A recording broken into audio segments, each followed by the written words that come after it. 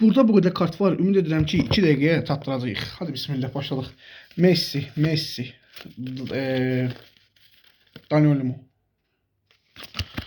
İrfan Can, Kahveci, Kiro Immobile, Fede Katolu, İlkay Gündoğan, Kenan Yıldız, Salar Söyüncü, Julian Alvarez ve Junior Neymar.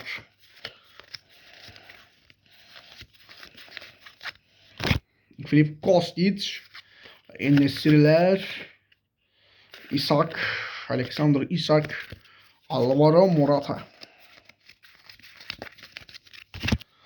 Evet, Ronaldo, Salah ikili efsanevi kartlardan seriyasına devam edirik. Ansu Fati, Arda Güler, Dani Carvajal, Rafa Silva, Osimhen, Merih, Kerem, Barış, Kenan, Orkun, Abraham, Alvarez, Dušan Tadić, Dani Olmo, Mbappe, Juan Alvarez, Ferdi Kadıoğlu, Alvarez, ve Dani Carvajal, Arda Güler, bu şimdi Nikola Zaniolo.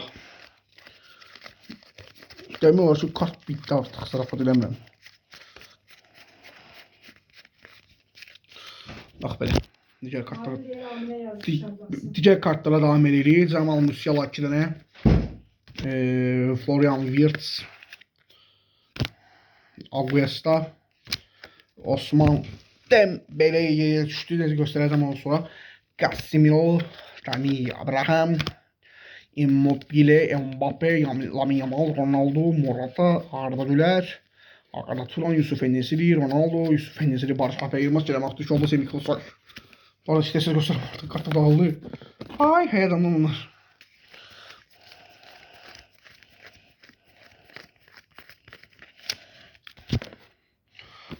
Sonra Bülbüller kartı. Orkun, Osimhen. Ve bitirir artık. Kerem, Kenan, Garth Bale. Bunların olanı çəkdim. Carlos.